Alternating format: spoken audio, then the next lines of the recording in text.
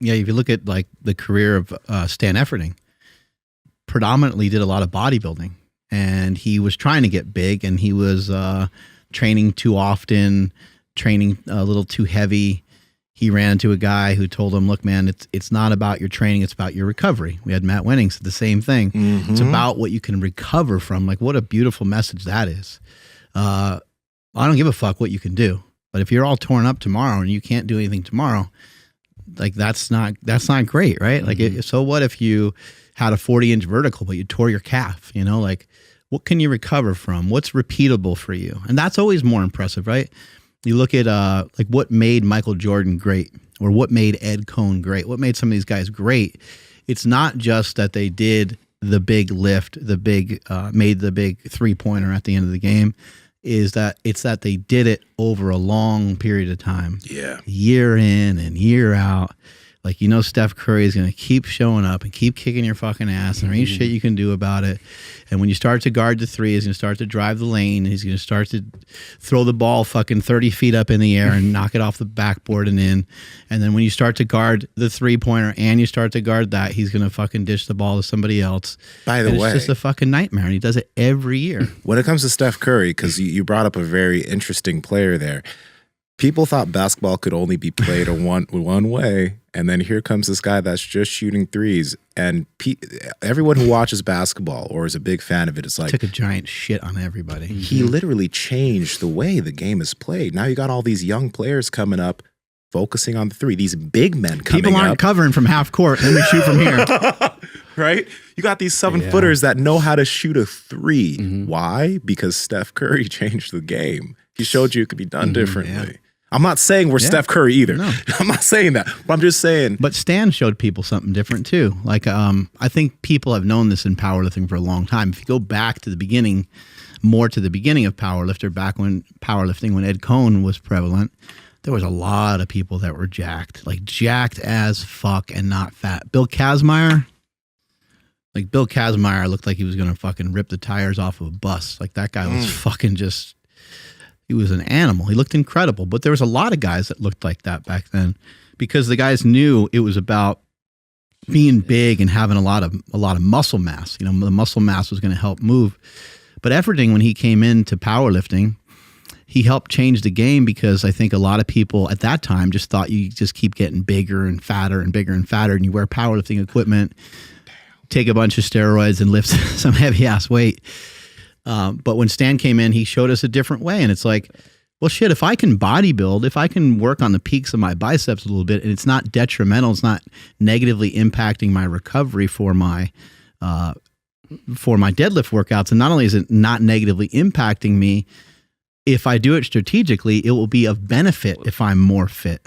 Remember Wenning the other day saying he came to the conclusion that no other powerlifter ever came to, was that he wasn't fit enough to be able to hit a 600-pound bench because of the squat that he did, because he was not used to walking out squats, and he had to walk out 3 squats before he did his bench, and then therefore he hit like a 570 bench instead of a 600-pound bench. And then Efferding coming in with his background, training with Flex Wheeler, people thought that Stan, I know it's just gross how fucking jacked. This is just comical.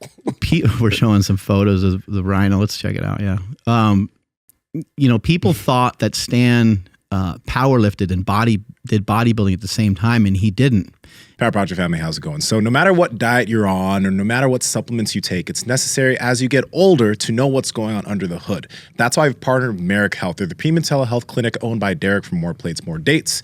And we have a panel that will allow you to get all of your labs done and checked in a super easy fashion. Andrew, how can they get it? Yeah, you guys got to head over to merrickhealth.com/powerproject. That's MAREK health.com/powerproject. And at checkout, enter promo code PowerProject to save $101 off of this comprehensive panel. Links to them down in the description, as well as the podcast show notes. And the same is true with our buddy Mike O'Hearn. O'Hearn does his power bodybuilding. He'll blend the two. And when he gets ready for competition, he's still kind of lifting heavy, but it's a reduced amount of weight that he's pushing in the gym because the body's just not in a good position to be as strong as possible. So when Mike is getting bigger, he'll take more risks in the gym. He'll lift a little heavier. He'll do some more reps, more sets. He'll do more overall volume.